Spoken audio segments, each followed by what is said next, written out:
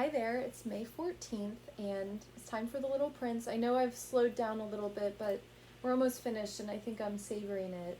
This is chapter 26. It's the next to the last chapter, and it's kind of a long chapter, so settle in. Beside the well, there was a ruin, an old stone wall. When I came back from my work the next evening, I caught sight of my little prince from a distance. He was sitting on top of the wall, legs dangling, and I heard him talking. "Don't you remember," he was saying, "this isn't exactly the place." Another voice must have answered him then, for he replied, "Oh yes, it's the right day, but this isn't the place." I continued walking toward the wall. Still could neither see nor hear anyone, yet the little prince answered again, "Of course. You'll see where my tracks begin on the sand. Just wait for me there. I'll be there tonight." I was 20 yards from the wall and still saw no one. Then the little prince said, after a silence, "Your poison is good? You're sure it won't make me suffer long?" I stopped short, my heart pounding, but I still didn't understand. "Now go away," the little prince said. "I want to get down from here." Then I looked down toward the foot of the wall and gave a great start. There, coiled in front of the little prince, was one of those yellow snakes that can kill you in 30 seconds. As I dug into my pocket for my revolver, I stepped back, but at the noise I made, the snake flowed over the sand like a trickling fountain, and without even hurrying, slipped away between the stones with a faint metallic sound. And here's a lovely drawing. It says, "Now go away, I want to get down from here." There's the little prince on the wall with the snake. I reached the wall just in time to catch my little prince in my arms, his face white as snow. "What's going on here? You're talking to snakes now?" I had loosened the yellow scarf he always wore. I had moistened his temples and made him drink some water. And now I didn't dare ask him anything more. He gazed at me with a serious expression and put his arms around my neck. I felt his heart beating like a dying bird's when it's been shot. He said to me, "I'm glad you found what was the matter with your engine. Now you'll be able to fly again." How did you know? I was just coming to tell him that I had been successful beyond all hope. He didn't answer my question. All he said was, "I'm leaving today too." And then, sadly, "It's much further. It's much more difficult." I realized that something extraordinary was happening. I was holding him in my arms like a little child, yet it seemed to me that he was dropping headlong into an abyss, and I could do nothing to hold him back. His expression was very serious now, lost and remote. "I have your sheep, and I have the crate for it, and the muzzle," and he smiled sadly. I waited a long time. I could feel that he was reviving a little. "Little fellow, you were frightened." Of course he was frightened. But he laughed a little. "I'll be much more frightened tonight."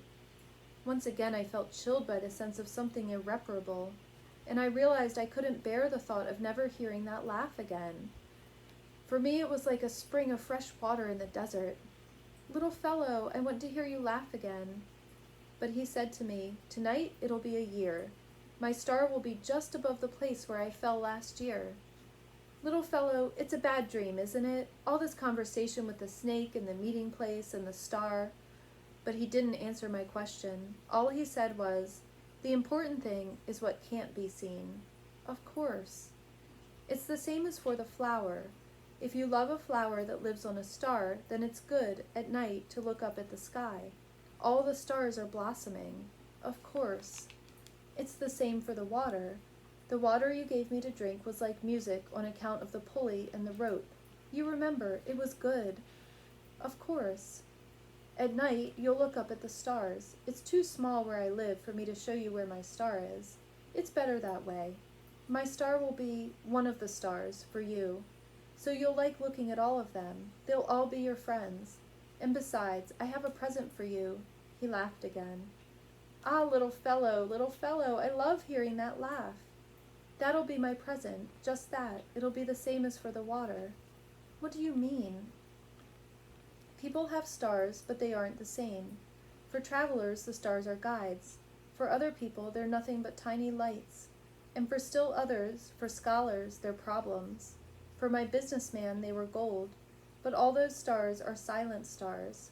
You, though, you'll have stars like nobody else." "What do you mean?" When you look up at the sky at night, since I'll be living on one of them, since I'll be laughing on one of them, for you it will be as if all the stars are laughing. You'll have stars that can laugh. And he laughed again. And when you're consoled, everyone eventually is consoled, you'll be glad you've known me. You'll always be my friend. You'll feel like laughing with me. And you'll open your window sometimes just for the fun of it. And your friends will be amazed to see you laughing while you're looking up at the sky. Then you'll tell them, yes, it's the stars. They always make me laugh. And they'll think you're crazy. It'll be a nasty trick I played on you. And he laughed again. And it'll be as if I had given you, instead of stars, a lot of tiny bells that know how to laugh. And he laughed again. Then he grew serious once more. Tonight, you know, don't come. I won't leave you. It'll look as if I'm suffering. It'll look a little as if I'm dying. It'll look that way. Don't come to see that. It's not worth the trouble. I won't leave you. But he was anxious. I'm telling you this on account of the snake. He mustn't bite you. Snakes are nasty sometimes. They bite just for fun. I won't leave you. But something reassured him. It's true they don't have enough poison for a second bite. That night, I didn't see him leave. He got away without making a sound. When I managed to catch up with him, he was walking fast with determination. All he said was, "Ah, you're here," and he took my hand, but he was still anxious. You were wrong to come. You'll suffer. I'll look as if I'm dead, and that won't be true. I said nothing. You understand, it's too far. I can't take this body with me. It's too heavy. I said nothing. But it'll be like an old abandoned shell. There's nothing sad about an old shell. I said nothing. He was a little disheartened now, but he made one more effort. It'll be nice, you know. I'll be looking at the stars, too. All the stars will be wells with a rusty pulley, and the stars will pull out water for me to drink. I said nothing, and here's a very sad picture of him.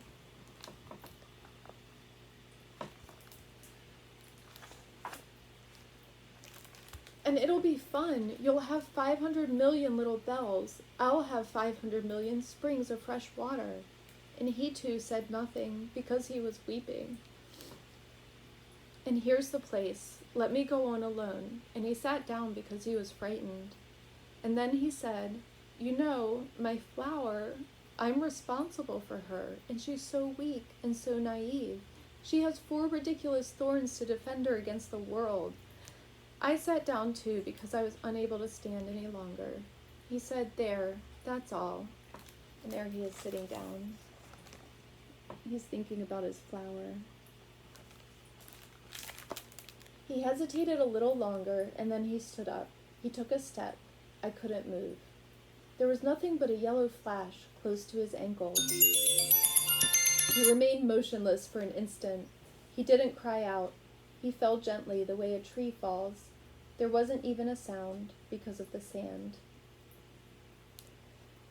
And that's the end of chapter 26. And that's quite a chapter. I think I realized why I put off reading it. But it's also very beautiful. And we'll finish up soon.